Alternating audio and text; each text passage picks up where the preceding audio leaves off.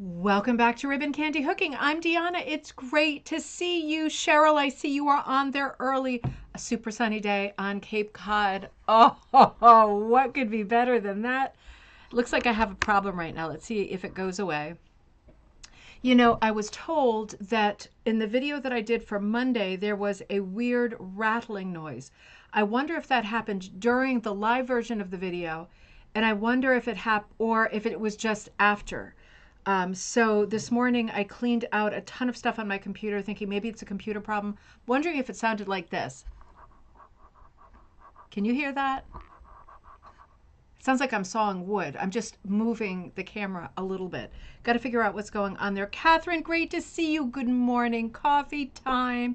You have a bright sunny morning this Wednesday in Missouri as well. It is sunny. I'll tell you what, the weirdest 48 hours. I don't know what happened, but after the show on Monday, I was so sick. I don't think I have ever been this sick in my life. It was sicker than when I had COVID. It was like, it wasn't like, no, it wasn't flu sick. It wasn't like throat, nose sick. It was like, I felt nauseous. It was like stomach sick. It was like, I felt like I was drunk, right? Like the old days, and the room was spinning, and it was unbelievable. It was awful. It went on overnight, and then I had to wake up and bring the kids to school. I thought I was going to die, and got back and slept all day until it was time to pick them up again. And I didn't feel well last night. And I woke up this morning, and I was like, I think I'll take a run. I feel so good. I'm gonna take a run, which I didn't, because I hate running. But wow, talk about ravaged. Buttons, would you like to come up and join us, my love? Come on up, you little fluff. So I've been like a crazy fireball today, and I'm getting orders out like crazy. Some people are writing about some of the rose patterns that are still there. Of course, if you do a rose pattern that someone's already done, this is not the same format as the Halloween book where there's like one per chapter. If there's multiple, I'm going to put multiple in. So it's going to work differently than the formats of other books. So you don't need to worry about a repeat or like, oh, I'm working on one, but I wonder if someone else is doing one. You don't need to worry about that. If you're doing a rose pattern, send it to me. As long as the photo is high quality enough, it will go in the book. Come on, Buttons. There he goes. There he goes. You want to make your presence known? Here he comes. He gotta make his presence known. All right, there he is. There is that a hot is that the very definition of a hot mess? Is that a boy who needs to go? Well, now that it's a little warmer, I might take him to get his haircut. I wasn't keen to do it because there's still snow on the ground, and I was afraid that his little body would be too cold. Because right here, that's just skin between all that fur. That's just a little bit of skin, and he doesn't have that much meat on his bones, right? He's such a sporty dog. All right, you gonna get into your bed? Yeah, you good boy. He always got kisses from Mama. Does my breath stink? Oh, it stinks, Buttons. It super stinks. Here he goes. He goes into his little bed. All righties. Well, we're going to continue our conversation today on color. Tell me if that noise happens. Let me catch up on some other things, because I'm telling, being sick, even though it was like a 24-hour thing, it was unbelievable how much it knocked me out mentally. I felt like I had completely lost the thread of everything I've been working on, all of the projects, everything I needed to do and answer like in the immediate future. And I feel like I've completely lost the thread on everything. In fact, the first thing I did today was make a tea and then leave it there for 4 hours. So I just microwaved it to have it now, because it's like I'm hitting the ground running, but I feel like I've forgotten a million things. Right out of the gate, remember, we're heading now toward Judy's, I think, just finalized Magpie, and I've looked at it a few times. Of course, I only know the stuff that I did and the stuff that people who are real close to me had me proof or look at, or it went through me. She's got a whole different set of stuff, but this issue of Magpie, Busy Bees, looks absolutely beautiful. Did you see online, what was it, Chanticleer Press nominated, shortlisted Magpie Times cover art as I don't know what, like, I don't want to say contest, but it was Magpie covers have been shortlisted as like some kind of an award, like literary award, which would be very nice since we're brand new. Heidi, Huda, Ava, good to see you. It's raining over there. Oh, I bet it's still so beautiful. Judy, great to see you.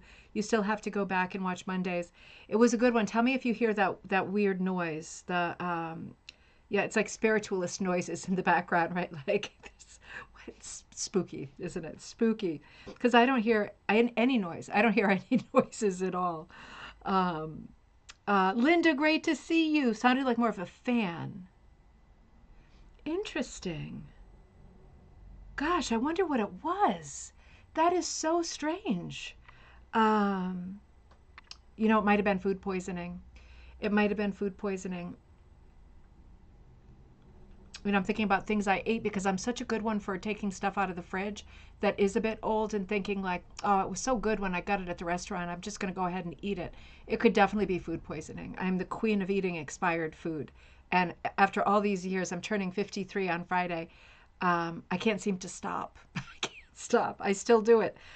It was awful. But I'm also thinking I might have lost a little bit of weight. Like that's not the way you want to do it, obviously, but man, it was unreal how it was so bad. I had this feeling of like, I wonder if I'm ever going to feel good again. Like I felt like every part of me hurt and my bones hurt and my skin hurt and my hips hurt and my joints hurt. Everything hurt. It was like I had aged 50 years in like one sleep. And oh, it was bad. It was so bad. April walking outside in the warm sunshine. Oh, isn't that nice? Oh, that's such a good thing to do. That's such a good thing to do. Kirsten, you're on. I'm surprised. You're having a busy day over there. I guess you got your stuff done that was on your list. Happy Wednesday in Vermont. Catherine, great to see you in California, Southern California. Welcome back, everybody. I'm just going to have a sip of my tea. Before we get started with this episode on dying, while I was laying in bed feeling like I might not make it, I took a book of poetry that I just bought on Amazon. It is Naomi Ruth Lewinsky, and I don't know this poet, and this is the first book that I bought of hers. We haven't talked about poetry for a while, but I thought I would start this episode by sharing the first poem in the book that I thought was so good. I thought that you might enjoy it too. This is what the cover of the book looks like. It's called The Faust Woman Poems. And I think she's a bit of a feminist poet by the look of things. She seems like a bit of a hippie and super fun person. But I opened this up while I was like in the middle of like a fever dream. And I really loved it. And I haven't read the second one yet. I only read the first one twice because I was that bad and that out of it. But the first poem in this book is absolutely beautiful, and maybe you'll find something in it. It really spoke to me because we're talking about forming like emotional support groups and crafting groups and different things at the church because so many people need something extra right now. And since that's the case, whether it's exercise or whether it's hooking or music or singing or just sitting and talking and listening, it all counts, doesn't it? So this is a fun poem right at the beginning of Ruth's book that's called To the Girl in a Veil with Rosebuds and Forebodings. I promise I will get you out of this gusseted satin with scratchy lace sleeves and too many not fun buttons. You're so scared your life will stiff you. Hide under a rock until one day it rattles and strikes. I promise it will. Eggs will be broken, so will the commandments. The cat will have kittens all over that virginal dress. There will be blood, there will be thunder. I promise you, shocking pink dresses, bell-bottom pants, a trip to the Badlands on someone else's horse. You'll wander in worlds you've not yet heard of, nor has your father or your earnest young man. I'll spare you the shiver stories. They'll come. So will the keening, the beating your fists on the steering wheel. You don't want to know the damage I'll do, but I promise you, 50 years later, you'll gaze at the wetlands, at the shape of the wind in the grasses. You'll be among friends who know much of the story. They'll be speaking of flow, of the flight of an egret over reclaimed marsh. I promise you, I'll get you out of this gusseted satin with scratchy lace sleeves and too many not fun buttons. Oh, I just think that was such a good start to the book. I mean, if all of them are partly as good as that, I'm going to be so excited about it. The first part of the book is called The Faust Women. The second part is called The Witch's Sabbath. So however you feel about that. The third part is called The Earth Spirit, and the fourth part is called In the Hands of the Night. I can't wait to read the rest of it. So that was our listening. Let's get involved in looking. Kaz, good to see you in Wisconsin. Great to see you. Oh, welcome back. So which book were we using? Let's get in here, and yeah, it was this guy. I'll figure out, and tell me if the sound comes. I'm touching things very gingerly because I'm wondering if the sound came as a result of me touching the table or things reverberating, and whether I need to mount the camera differently. We'll figure it out. But let me know if you hear noises, and we'll decide if they're real or not. All right.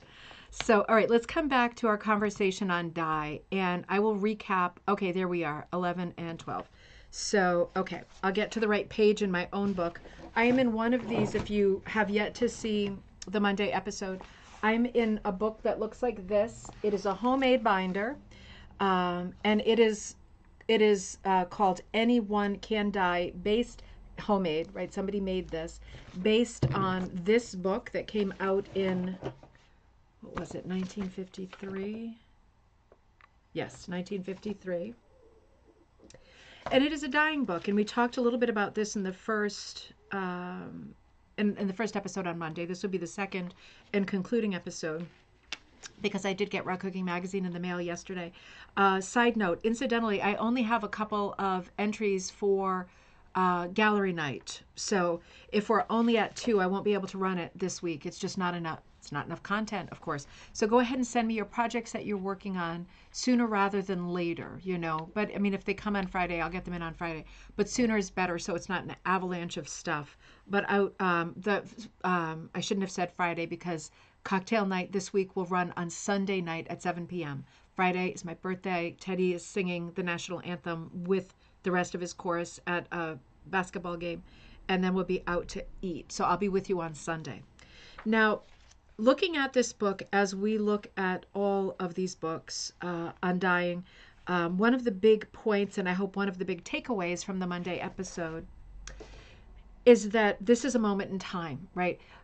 Do the colors and the recipes in this book work and make these colors?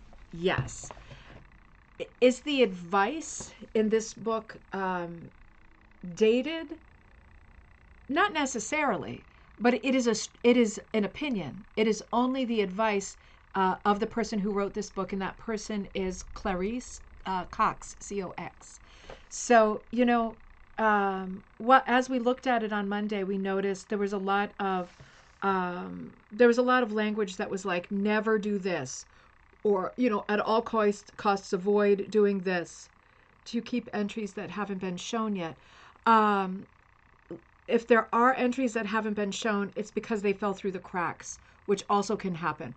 So if you've sent me something, I'm so sorry if I haven't put it up. I never intentionally leave anything out of the show, but it's entirely possible that it falls through the cracks. So if you've sent me something in the past and you haven't seen me use it for a live show, please, I'm so sorry. Please send it again.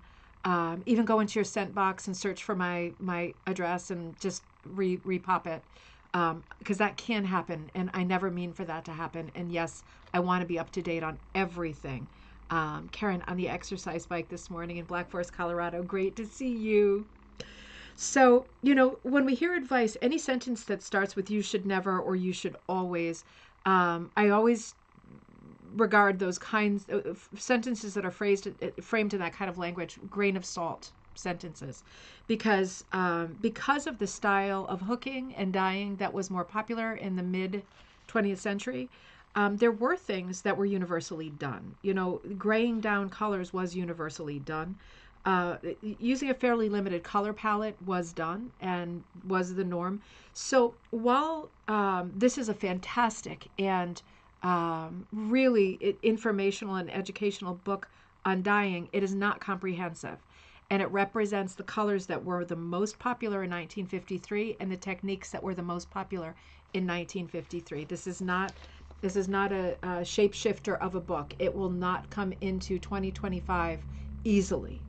And it will be very incomplete. But just like a recipe book, some of the recipes you like and you'll return to again and again, others not so much, right? Same thing with a book like this. So the main thing we're doing as we go through this book as we go through this episode in the book, is we're talking about the colors that we're seeing on the screen, what colors make up the color, right? So if all of the colors that are used in the Anyone Can Dye book are Cushing colors, right? They are not crossover colors. They're not new. They're not RIT. They are not Prochem, and they are not Dharma. They are just Cushing.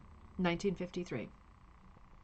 So one of the things that we did in the Monday episode that I will do again now, and this is geared specifically for people who dye, is when I come across a color that looks like another color, an equivalent color in another line, I will shout that out, right? So that you can write it. This is a good notepad episode, so that you can write that out and say, well, I don't typically use the Cushings, but I do have a lot of Dharma. So if you're saying it looks like you can do it with these colors, if I know off the top of my head, I will share that too. So we are talking about color, and we're talking about hard and fast rules from this book that we can take or leave.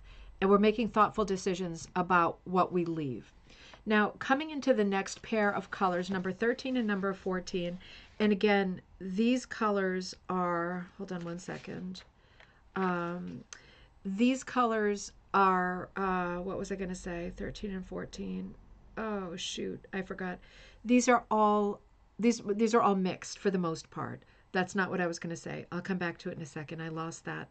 Now, number 11 and 12 are very, okay, so I need to start here. Sorry.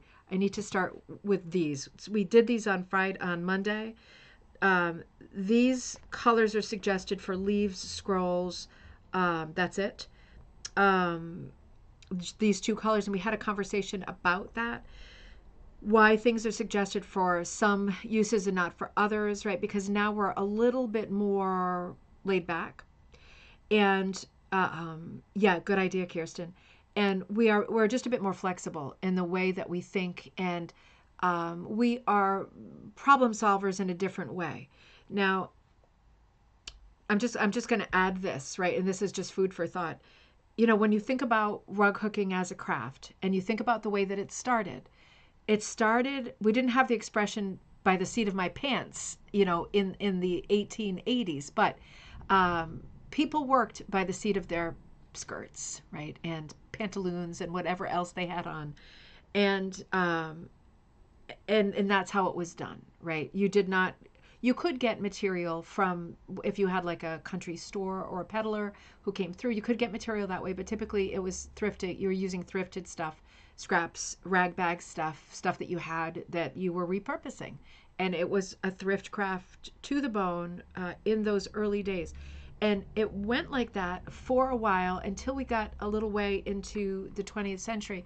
And then the pendulum swung very far, because it became all about using specific fabric, like milled, medium weight, skirting weight wool, and cutting it very evenly with a machine. Everything changed, right? It was like baby bathwater all at once. And we went from being a thrift craft where you're like, I like this, and you start cutting it up with a pair of scissors, to feeling obliged to find your material at door mill or some mill and buying a cutting machine to cut it. And, that whole, in my opinion, much of the 20th century was spent, and you can disagree with me with this, life is a democracy on this show too. You can disagree with me, but I think much of the 20th century was spent at telling people how to do it in such a technical way that it overwrote our natural instinct to do things by the seat of our pants. You see what I mean? Like, if someone keeps saying to you, you need to use this machine to cut, come to the guild meeting or come to the shop, I'll cut your strips for you, because, I guess the world will stop spinning if you cut them with a pair of scissors at home. So I think enough of that message put people in a place, particularly beginners, where you only started the craft if you were fully prepared to take on all of these aspects of it. And it was a lot, right? It was very, very technical. And I think during the 20th century, the craft appealed, particularly the middle 20th century, the craft appealed less to people who are creative, on fire, fireballs, right? Those people could not find enough in the craft to be able to express how they felt and what they wanted to do. So those people would not have been interested in rug hooking in that day. There were exceptions, but not many. So when we look at a book like this that is smack in that period of time, we are literally hearing the voice of a teacher who's very good, very astute, very forthcoming, very knowledgeable, but giving the talk of the day, telling you what color. And I don't mean to diminish it or make fun of it, but it is very particular. And we have gotten to a place toward the end of the 20th century and now in the 21st century where people are again refinding themselves and reclaiming their ability to say, well, I know it's blue, and like I'm not going to buy that because I have so much stuff. I'm going to dye it myself, or I'm going to fudge it, or I'm going to use something similar. I'm just going to do it my way. And, there was a long time when people generally were not thinking along those lines. So the conversation that we're having is very technical today and Monday. But even within this technical conversation, we're talking about dye colors. And if something strikes you as like, I know what I would do with that color, I know what I would do, I know what I would put with that color, then it's hitting you in a creative way and it's usable for you, even if you are not a dyer and you are not interested in a conversation about technical terms and recipes, right? So it's a placeholder for a lot of different conversations. Now, when we started looking at specifically these two colors, 11 and 12, they had limited use, right? They were suggested for limited things, although really these colors are almost neutrals. They're so perfect for so many things. The color that made this, now hang on, I'm confused. Oh yeah, gold, bronze, and bright green made number 11. And number 12 was made by Reseda, plum, and if it's not gray enough, add more plum.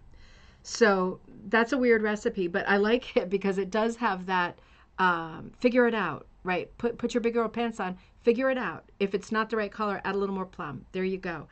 And it leaves a little bit of the power and the decision making up to you. I think that's great.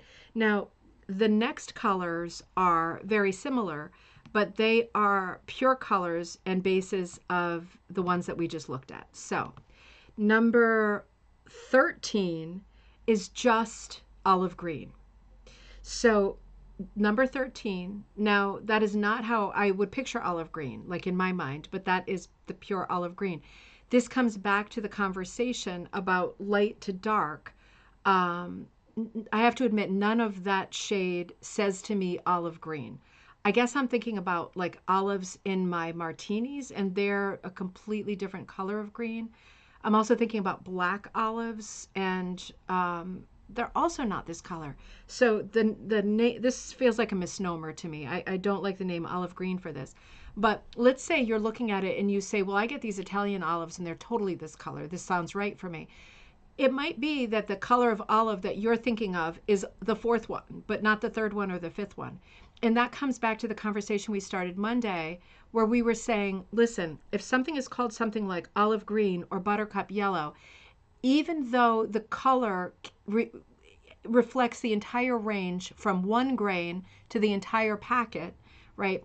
The intensity of the color depends on how much of that one color is in there. Despite that, it might not be named well if it's very light or very dark, right? So, for example, with olive green, let's say you think that the fourth value is the right color for olive green. The first and lightest one, and even lighter than that, right, that's not pictured here, like if you just put a couple grains in the pot, that would still be olive green according to the packet.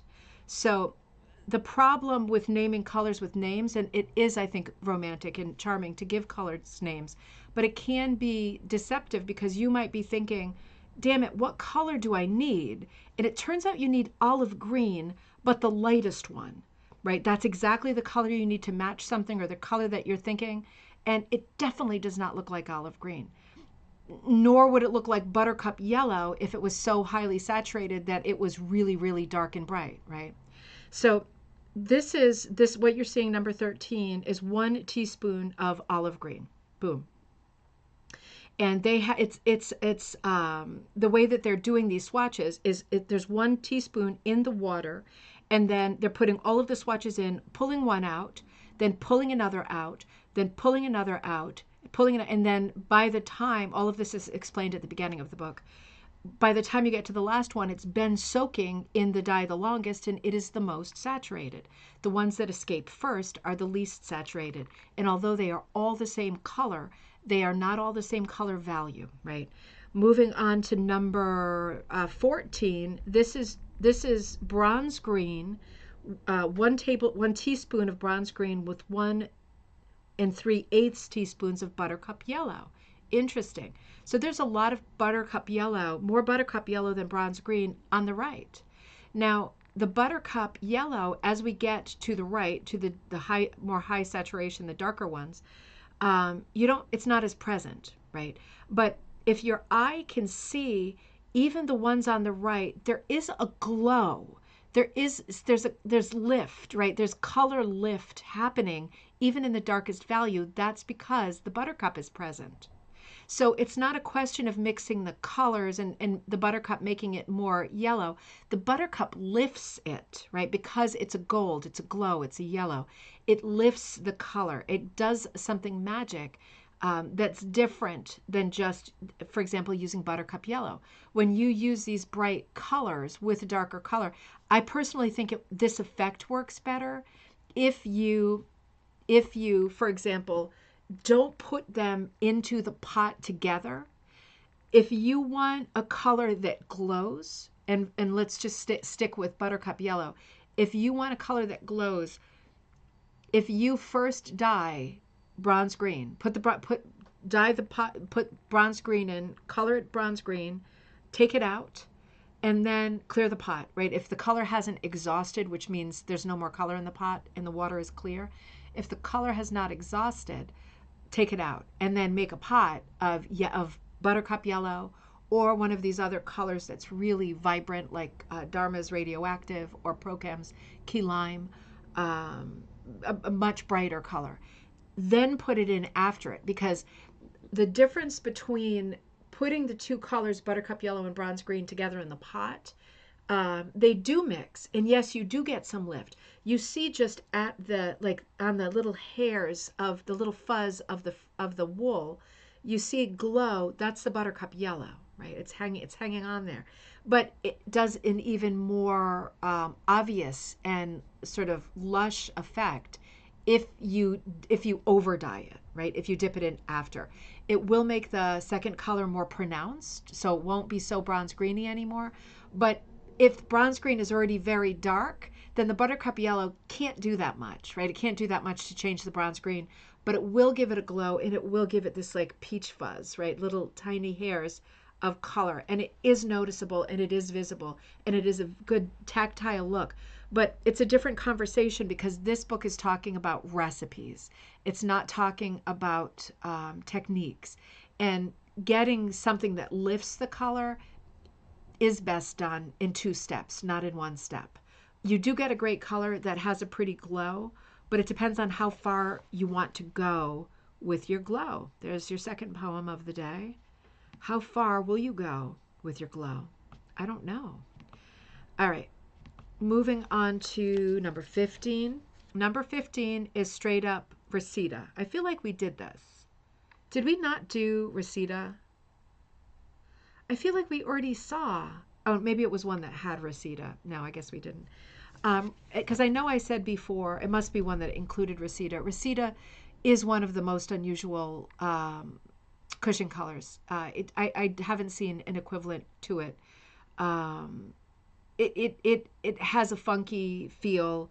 And of course, the MANOR colors aren't exactly perfect, right? It's pretty good as I look at the swatches in front of me. Reseda is really unusual. It's a beautiful and very different, very historic looking green. Hunter green is also a lesser known, but really pretty cushion color. Hunter green is another really nice one. When I go for colors like this, I tend to start with forest green from Dharma. It has a nice, rich, round, it's a colorful dark green. And that doesn't make sense, does it? But it's a dark green that's not boring. It's like a fruity dark green. Still doesn't make sense, right? But I hope you get what I mean. It's how it makes you feel when you look at it. It's very intense. It's very colorful, and it's also very, very dark. Comes back to the conversation on how can dark value colors like dark green, dark aubergine, dark navy, even black, how can they be so lush and colorful sometimes? Likewise, how can such light value colors like pastels that are too light to even qualify as a pastel, like whisper colors, how can they be so vibrant sometimes? I don't know. It's magic. It's part magic, it's part science. But knowing your colors is certainly going to help further that conversation. Number 16 over here on the right is a combo of bronze green, buttercup yellow, and mummy brown. And all that makes sense, all put in at the same time. But all of that makes sense. It's a half teaspoon of bronze green, because we do get that. Bronze green is a gold green. So we do get that really like Egyptian gold feel to it, right? It's got that old antique gold. The buttercup is a straight up light yellow, but it's a powerful light yellow. And the mummy brown is a funny pinky brown. It's very unusual.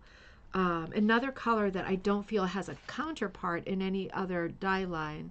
Reseda looks like stormy skies. You know, it would be good for skies. It does go toward blue. So Reseda would be a good match if you were looking to do like a hit or miss marble cake kind of a background. Reseda would be a good match with the Dharma color called Country Green, because it's a very similar color, and also the Dharma color, blue, what was it? Blue spruce. Is it blue spruce? I think it is blue spruce. Yeah. No, blue spruce is Pro Chem. Oh, that's a very good color too. These are all related colors. That's why my brain is going here. Sage leaf.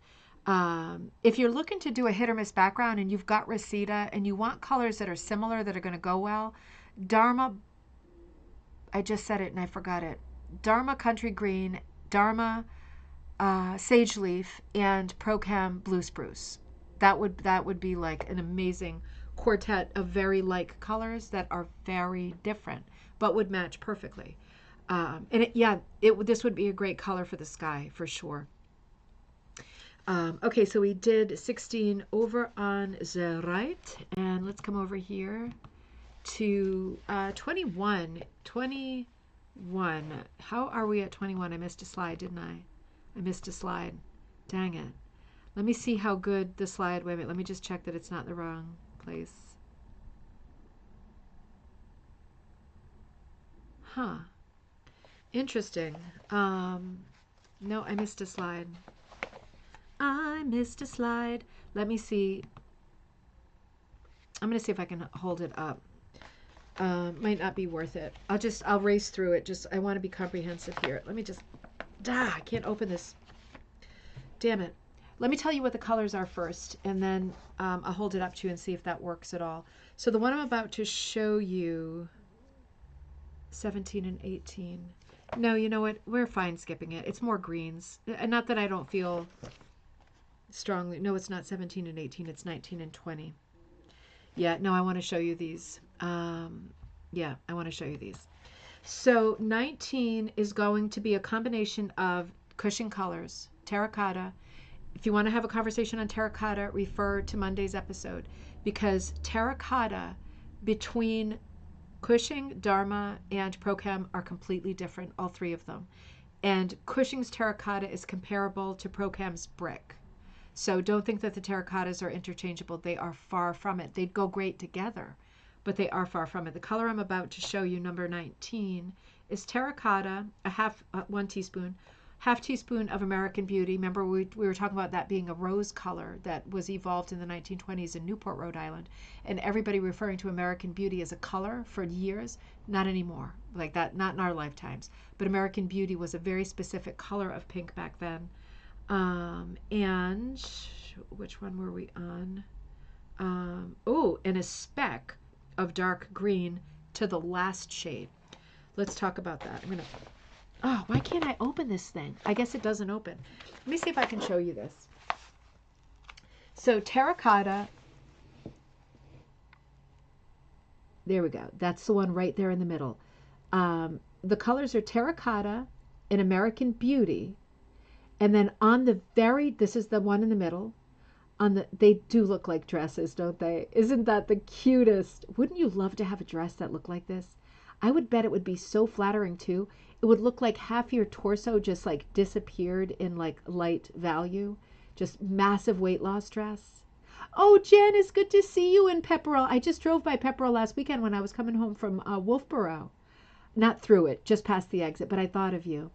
So this one is American Beauty, which is a pink, and terracotta, and the very last darkest one, right? So as the swatches were plucked out of the dye water, one and then the other and next, getting darker and darker and darker, they stopped at the last one and put a pinch of dark green in just for that last value.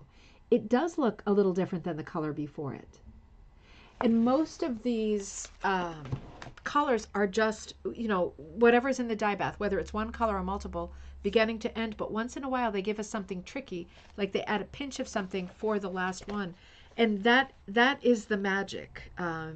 That's why these books are so important, because they give you the idea also of saying, I do want it darker. This is one of our Monday conversations. But you can't add black to make something darker, right? You are going to completely muddy it if you do that. You can't add black to make something darker. If this is where the color wheel comes in handy, if you want to make something just straight up darker without really adding a color, you have to go immediately opposite on the color wheel and just add a speck of it. Because on the color wheel, this color is fighting this color. Black isn't even on the color wheel, right? So you would not want to do that. You want its opposite, right? Like Wonder Twin powers activate, form of an eagle, form of a bucket of ice. Remember that show? And together, right, they're still cohesive because they're opposites, they're frenemies. But just a pinch will give you dark without giving you a different color, right? Magic, but it's true. All right, let's look at the next one. The next one is really pretty too, number 20. The colors for this are wine, terracotta again, and add a speck of dark green on the last one. So let's look at this one too. Wine, terracotta, and add a speck of green on the last one. Is this number 20? Yeah, this is number 20.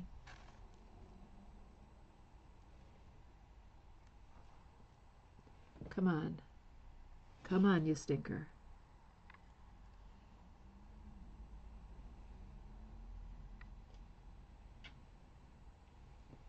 Really? It had no problem doing this one. There we go. I think we're sort of there. Hopefully we're sort of there. It's this one. Right there. So wine, terracotta, and on the last one, the darkest value, a speck of green, a speck. So the lowest value is very low. It's like they dipped it in the water for a split second into the dye bath and then ran through here with that color combo and put a speck of green for this final one because it is going to be an opposite color to these rosies, right? Now, why for these two is terracotta even on the table? Well, there we go. Terracotta is a great lifter because it's so warm, right? It's an orangey red. It's kind of a clay color. It's a great lift me up because it is so warm. It's not super present here because there's a smaller quantity of it. On this one, you do get that rosy, orangey, warm feel. On this one, less, right? But this one really, it's really weird to me that there's any terracotta in there at all because this one moves more toward plum or blue for me. But there we are, right? There we are. That's the thing about these earlier recipes. It's so much work, right? It's so much work. And the thing is, and we mentioned this already, it's not like we're working with 3 colors. We're working with like 50 or more colors in this book. You need a really big library or collection of Cushing dyes to do these recipes. It's not, and they're so persnickety, like a speck of something. You do get an exact color, but again, it is a reflection of the times. And reminder, if you don't have a lot of time, it's not a bad idea to look at, Cushing has a lot of colors now. They have tons of colors now. They have had more colors over the years. There's colors added. Dharma has the largest line of dyes, and they're very inexpensive. Prochem also has a lot, but Dharma is the largest. Do you make swatch sets? I don't. I make the multicolor swatch sets, so they're not real. They're not ombre swatch sets. Ombre means one color, light to dark. I could do that. That could be a fun thing to do, actually. Maybe I should do some of those. Maybe I should do some of those. That would be really kind of fun and easy to do. You know, damn it, I think I will. I was just putting an order into Door Mill, so I'll tell them to put in a couple extra bolts, and I'll do some of those and see if anybody wants them. It is fun to have them, I have to say, because like I'm using an ombre dye right now while I do one of my rose patterns called Queen Mab. It's the Queen Mab rose, and for the leaves I'm doing an ombre dye, and other parts I'm doing a dip dye. And it is handy to have that stuff if you are not a dyer. I will do that. I will do that. That's super easy to do. I don't even know why I hesitated. All right, let's come back over here. I'm going to kind of blast through now. Let's see. Let's blast it. See, now we're into this is my favorite color family. These are the two I just showed you that I just struggled to show you. I did have them here after all. I am so sorry. I cut off the numbers, but here they are. So yeah, these are the two we just talked about. The one on the left has the American Beauty Rose. The one on the right has the wine, and they both have terracotta and a speck of green on the darkest value. I'm sorry about that. I don't know how I didn't recognize those as the very ones. Okay, now here's the next ones. Oh boy, this one on the right. This is like my sweet spot. I love pinks the most, and I guess that's why I'm really enjoying working on the rose book so much. The one you're looking at on the left, this set is mahogany and terracotta, so still digging in with the terracotta, and it is a useful color. Mahogany is one of my favorite colors. It's a cushion color. It's really, these are all cushion colors. It's another one that is very, very different.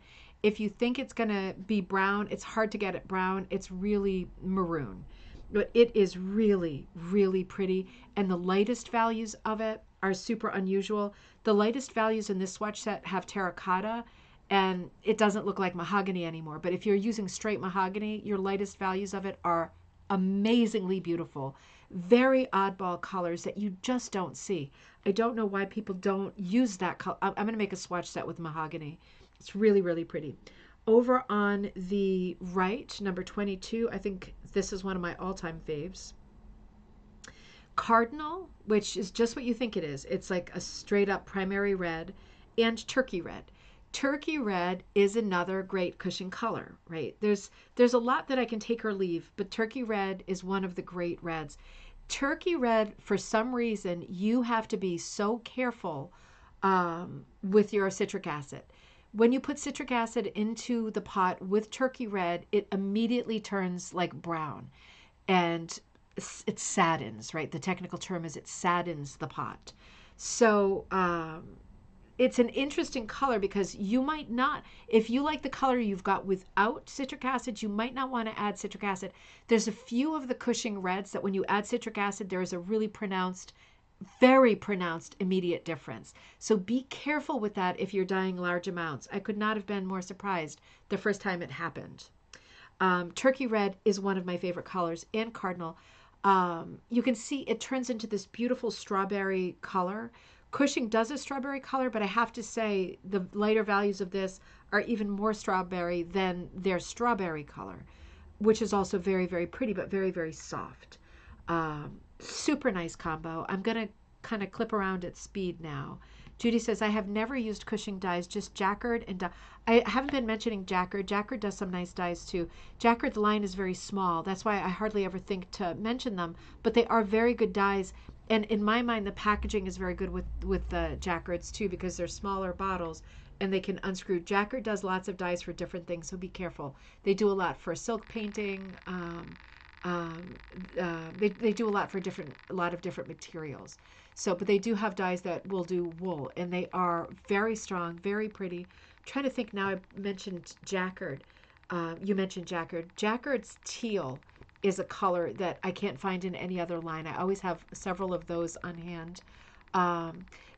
Jacquard for me does a lot of nice oranges. They do a pumpkin orange, a burnt orange, and a dark orange that are like the holy trinity of autumn colors. There's still a lot of other oranges that I use. I love pumpkin from Dharma, But those three jacquards are really, really nice autumn colors. There's something about jacquard, it's got a real glow to it. We're talking about glow, and that's a hard thing to measure and to describe, but jacquard has a great glow. It feels very luxury, their dyes, and they're not expensive. Judy says, jacquard and dharma, a lot of the colors are already blends, and some colors absorb faster than others. So this technique might not work for ombres. True. So absolutely, some of the colors that you're mentioning are like some of the colors we're talking about. Period, are compound colors, and a single color can be a compound color because it depends on how many colors are in the color.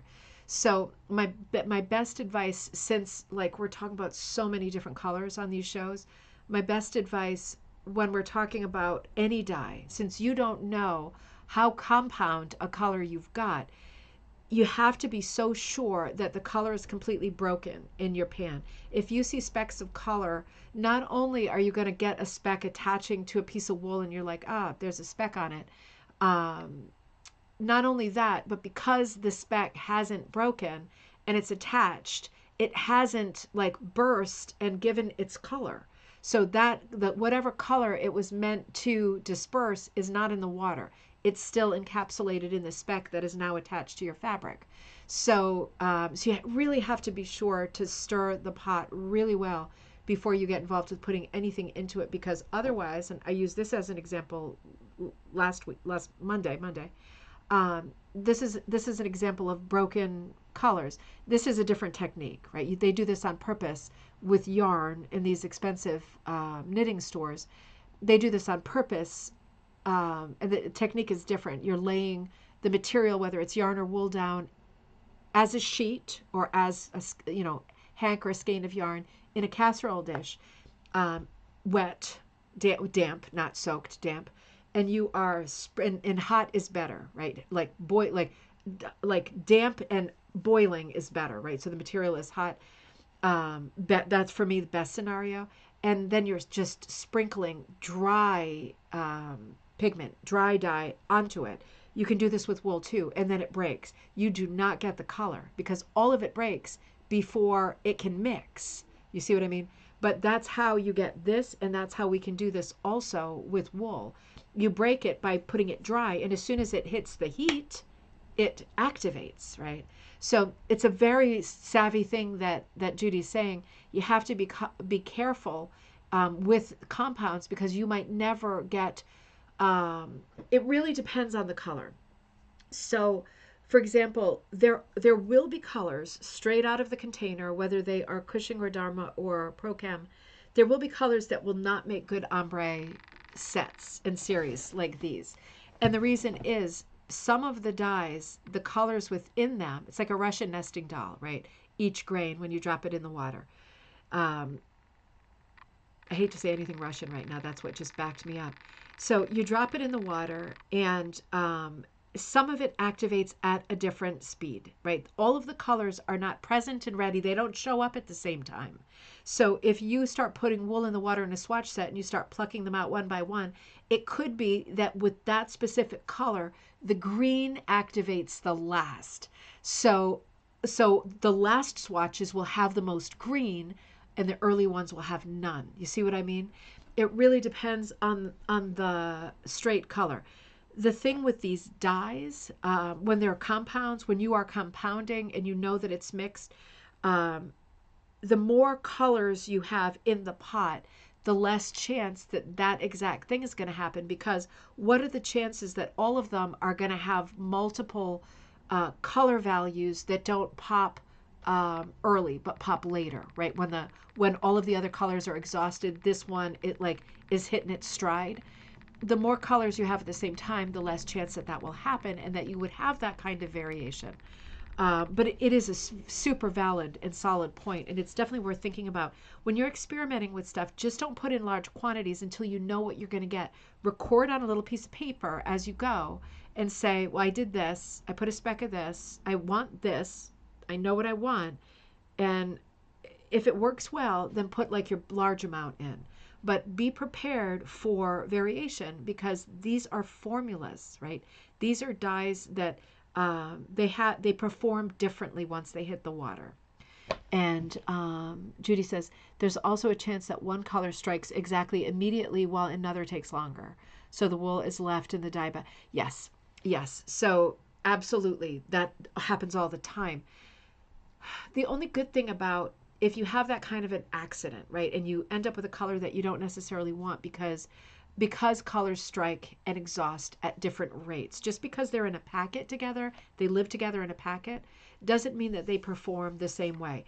The idea when you put dye in the water is that you will exhaust the dye, meaning you put a tablespoon of this into the water. It's strawberry. You put your wool in the water.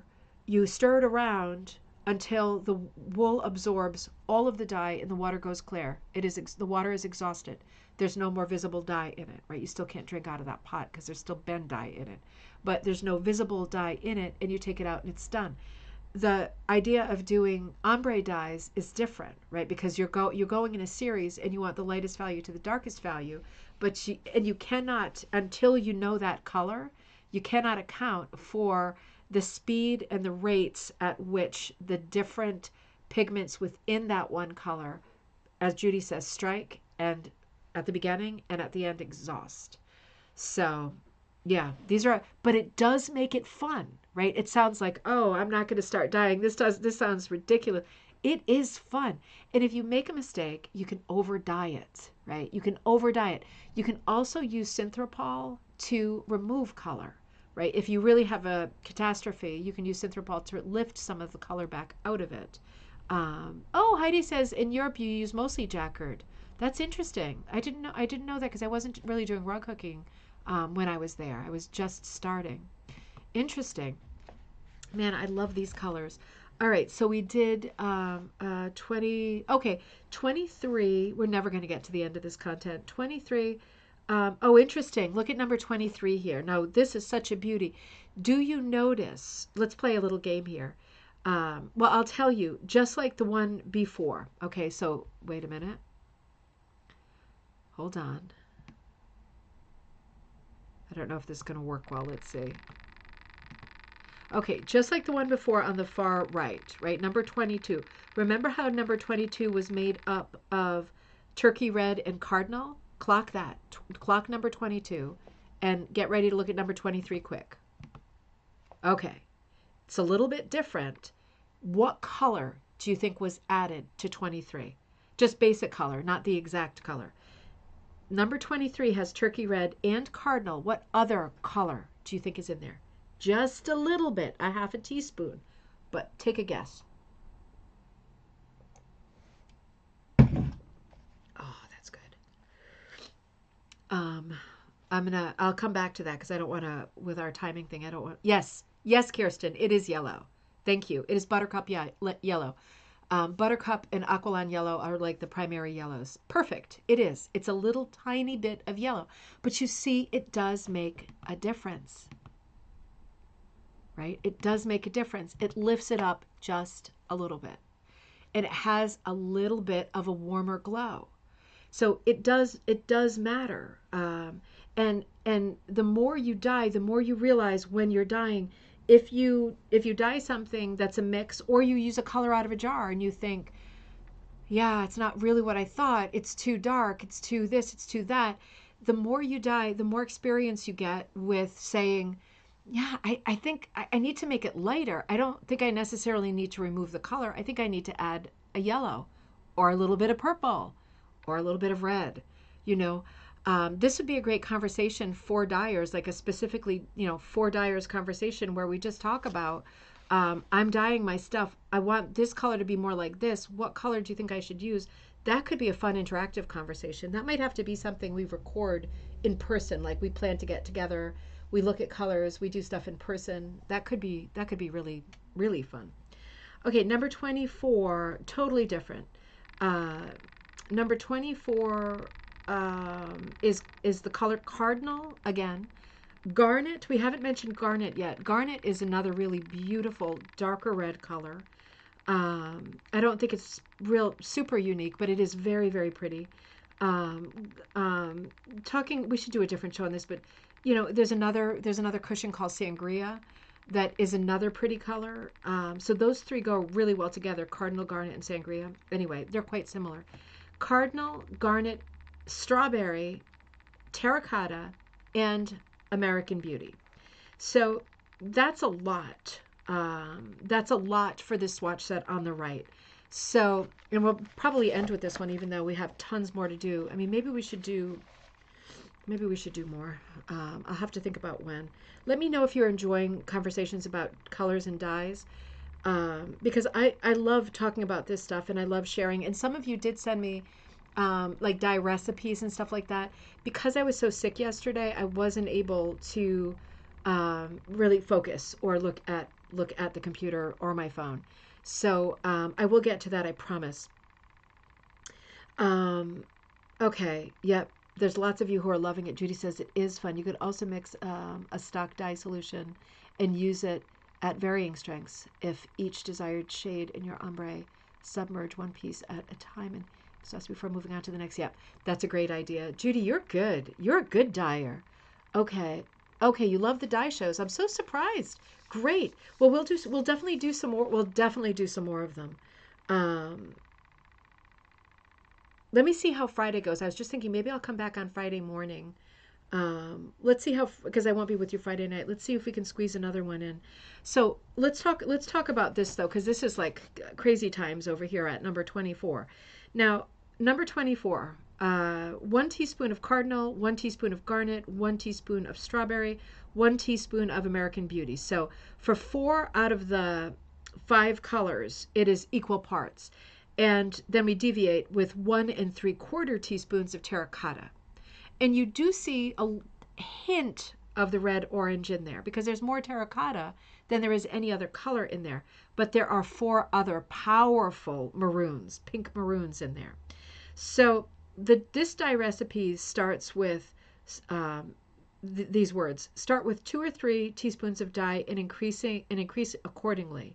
Add a speck of dark green to the 7th shade. To the 7th shade. 1, 2, 3. Oh, this one has more pieces. 1, 2, 3, 4, 5, 6, 7, 8. Oh no, it's still 8. Add a speck of green to the 7th shade and 1 teaspoon of burgundy to the 8th shade. Ooh, this is a super high maintenance, like labor intensive swatch set.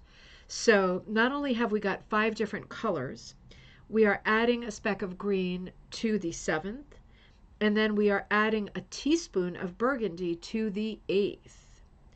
If it is still not dark enough, add a very small amount of black. Interesting. I mean, yeah, absolutely beautiful color range. And if you have all these colors and you're doing a rose pattern, you might be thinking, yeah, I'm going to take the time to do this because this really is I love the combo, right? I love the combo. It's a lot, but I love the combo. Oh, Heidi, you're right. Oh, you're so sweet. I'll see how it goes. The only thing about Friday, I'll stop there. I was going to do one more, but let's stop there because we're at the end of a page too. It's funny, we're moving at a very reliable rate because we got 1 page done on Monday. We got this one done on Monday, and then we got the next page done today. And that's it. We're doing 1 page an episode, I guess. But it is super fun. Here's a sneak peek of our next. I love this. Should we do a pattern with the dresses? Should I do a pattern like this with like dresses? Would that be fun? Because we know what it is. And they could all be ombres. Oh, they could all be ombre swatch sets. Uh-oh. Wouldn't that be fun? Oh, man, that would be fun. My brain is ticking away now. Interesting. Yeah, I'll see how Friday goes. Friday's a funny day because Joss has a sweetheart dance. It's not called a sweetheart dance. It's called like someone special to go to with her dad. And Teddy is singing in the national anthem. Evening show for Tigger. That's not a bad idea either. And then we're going to go to dinner, all of us, with my friend Kim, the puppeteer, and her husband Kevin, the photographer, and her son Gus, who's in Teddy's grade. But so that would be evening. That's why I'm out on the evening. But during the day, I have half a thought to drive to Rhode Island because Haley's kind enough to allow me to buy some of her basic materials from Loop by Loop because I'm teaching at the church next Friday in Hartford, 3 sessions. And I'm charged. This is an outreach thing for me. It's a fun friend thing. It's not a money thing. All 3 classes, $25 for all 3. And I am providing like the frame and the hook, which is crazy, but it's just for my eye just started twitching, but it's for beginners, and it's my friends, it's my mom's friends, it's our beloved group, and some new friends who are coming from Ribbon Candy Hooking who live locally who've been wanting to learn. They're coming, and I want everybody to do well. So it's like the supplies I have are expensive, and I think Haley has more wholesale accounts than me. So she's like, I do have a lot of stuff extra. So she is doing me the solid of allowing me to buy stuff at her, the prices that she gets it for, because she's got extra of some stuff right now. So if I don't go to Rhode Island on Friday to pick up that stuff, then I might do an hour in the morning because it is fun. It is fun. And it would be a good way to set off the weekend, right? So main thing, get me some stuff for Sunday for gallery night. I really need some stuff, whether we're talking about dyeing stuff or colors or whatever, or pieces you're working on or sketches that you're about to evolve, or just ideas for patterns. And yes, I think we need a little dresses pattern that goes along with this series of shows. Yeah. I'll see how it goes. I'll see how I feel. I will let you know. I've certainly got a lot of work to do, but I hate it when our conversations linger for a really long time, although we have many more pages. We have 4 more pages of this. We have 5 more pages of this book alone. Ooh, when we get to the end, we've got some crazy conversations. Look. See how those aren't even the same colors at the end. All right, I'm going to call Dormill right now and have them send some extra, and I will see you soon. Cass says, I'm sending you some photos for gallery night after the show. Excellent. Betty Ann, great to see you. Hey, all sounds great. I will see you all soon. Look out for when the next show will be. You know what's in my mind, but see how it goes. Keep things coming for the next Magpie Times. The theme is Wish You Were Here, a holiday postcards, or anything summer. And look out for the next show. We'll be talking about dyeing, and gallery night will come 7 p.m., hopefully, if I get enough stuff. 7 p.m. Eastern Standard Time on Sunday night this week. I will